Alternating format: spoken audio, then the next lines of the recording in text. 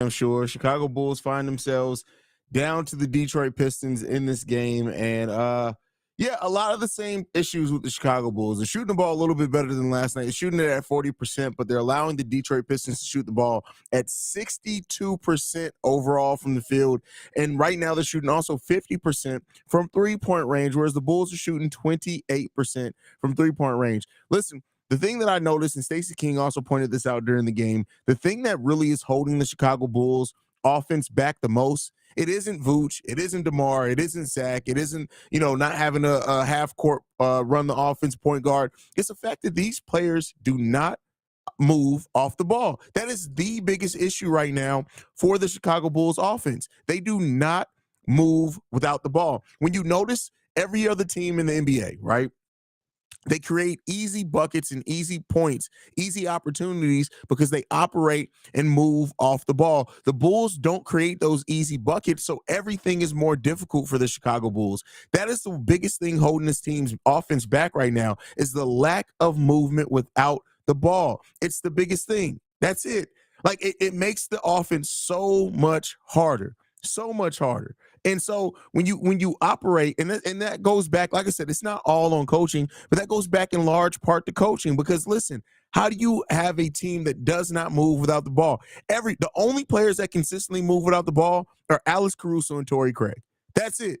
Everybody else, when they don't have the ball, even Zach sometimes just stands there and watches. And it's like, I'm glad you guys got the best seats in the goddamn stadium, but that does not win you basketball games. And so when you don't move without the ball, when you also aren't necessarily shooting the ball well, what is stopping the defense from setting in on you?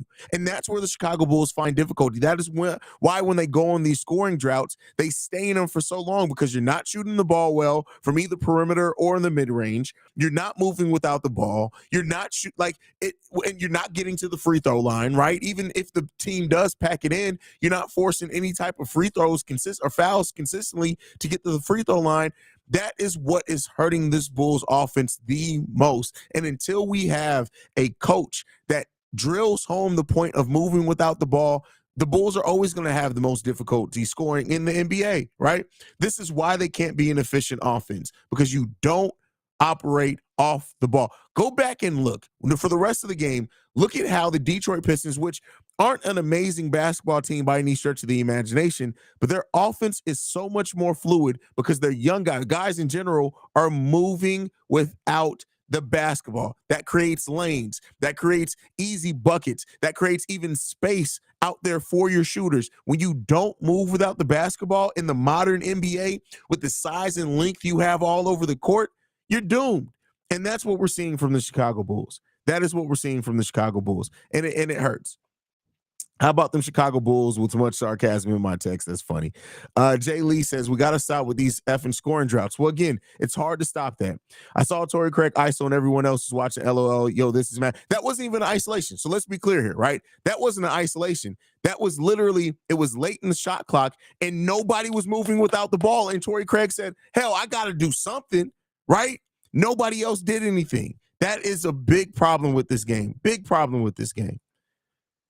For a game like this, I think we should put some of the fresh legs. No, it has nothing to do with the fresh legs. I get what you're saying in that, and I understand why you would say that. But for example, has played a lot in this game so far. He's somebody who didn't play a lot of minutes in last game. Hell, Patrick Williams played 13 minutes. You got fresh legs out there, they ain't doing shit.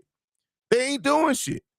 Patrick Williams has played 12 minutes and 54 seconds. Patrick Williams played right under 14 minutes all of last game. He's played more this first half than almost what he played the whole last game.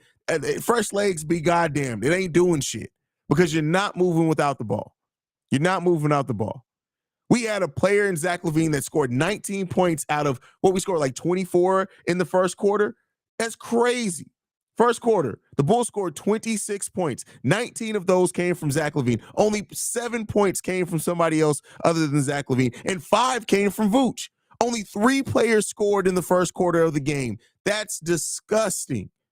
Disgusting. And I see people saying Vooch, saying P. Will. It's more than just that. This is trash. This is trash-ass offense, trash-ass defense. And so when you do that, what the fuck do you expect? Right? No off-ball movement. None. That's unacceptable. In the modern day NBA, that is unacceptable. There's no excuse for that.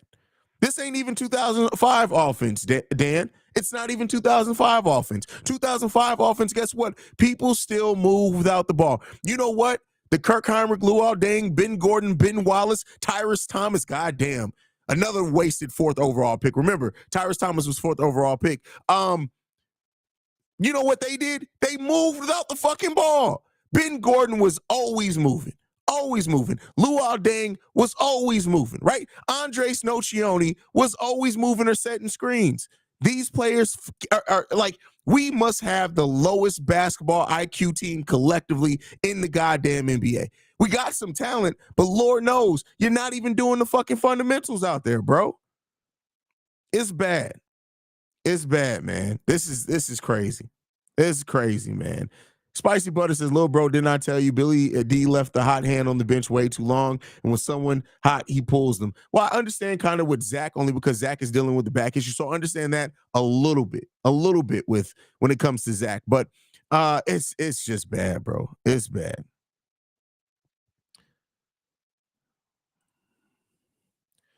They make shit so much harder for themselves. No move. It's so much like seriously. It makes it so much harder on your team when you aren't moving without the ball. It's crazy.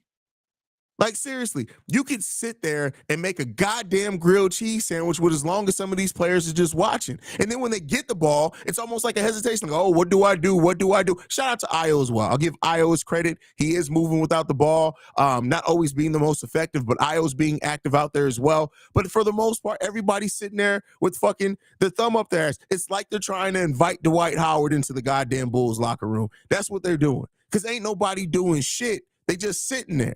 They just sitting there. Dwight Howard is primed and ready to go for these motherfuckers because listen, it's bad. They playing like cheeks out there. It's bad. They got to get it together, man. This is some of the most disgusting basketball I've seen from a team collectively. Period. Some of the most disgusting basketball I've seen.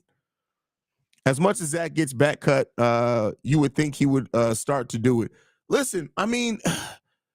It's hard for me to criticize Zach in this game. Now, he didn't score any in the second quarter, but it's hard for me to criticize in this game. It can't all be on one person. When one person scores 19 points in the quarter, guess what? The defense is going to do every goddamn thing they can to keep the ball out of that player's hands. But you know what makes it easier? When you're not moving without the goddamn ball. Seriously.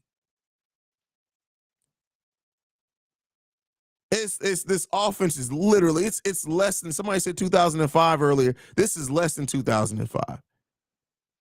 Less than 2005. Amit says, "Hey, he's trying his best to get to the comments." I really just want to rant, bro. I'm pissed off. I'm sorry. I want to read your guys' comment. You guys know I always try to get through all you guys' comments, and I love you guys, and I'm glad that you guys are so interactive. I always say we have the best audience in all of YouTube, and I mean that. By the way, we are 11 subscribers away from 5,100. Can we get 11 subscribers? I know 11 of you guys got to not be subscribed. Keep in mind, just because I always pop up in your feed, it doesn't necessarily mean you're subscribed. It just means that the algorithm is doing its thing. Go ahead and hit that subscribe button. But outside of that, listen, this team is offense is fucking in the Stone Ages, bro. Like Jerry West back then, they moved without the ball. It was slow. They was moving slow as shit without the ball. But listen, they move without the ball. We got too many athletic people on this team to not operate off the ball. It's just way too much, man. Way too much. Alex Larez says, "Deer in the headlights." Absolutely, bro. Absolutely. Carlos says, "Bro, you look desperately in need of a shot right now." Listen, you know what? Fuck it. I ain't got nowhere to be today.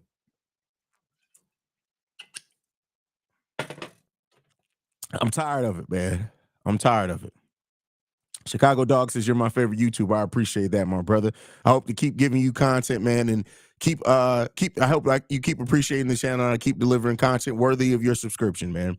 Dan Miles says, "We shout out to the super chat. Thank you for supporting the channel." Says, "We need a Harlem Globetrotter movement." Listen, we need something out there, bro. And it's wild, man. I don't know if we just need Dwight Howard to stand. Like, we need to say, "Hey, whoever don't move without the ball is going over Dwight Howard's house tonight." Kitty's coming to pick y'all up right afterwards, after the game. Don't even worry about it. We got her pulling up in the team van. She's taking all of y'all over to Dwight Howard's house. Like, something needs to happen, bro. And a big part of it's coaching. A big part of it's coaching. Not all of it, but a big part of it is definitely coaching. We got Rowdy says, I just subscribed. Thank you, brother. Rowdy Bob. I appreciate that, bro.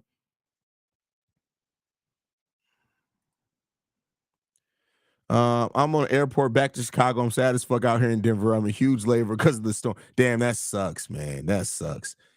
Circus like, but heck, entertaining. I appreciate that. All right, y'all. Game's back on, man.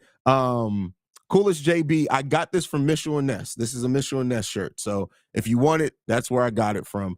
They got it in this and black. So there you go. But thank you guys so much for tuning in, man. I will be back at the post game show, man. I appreciate you guys, man. Peace, y'all.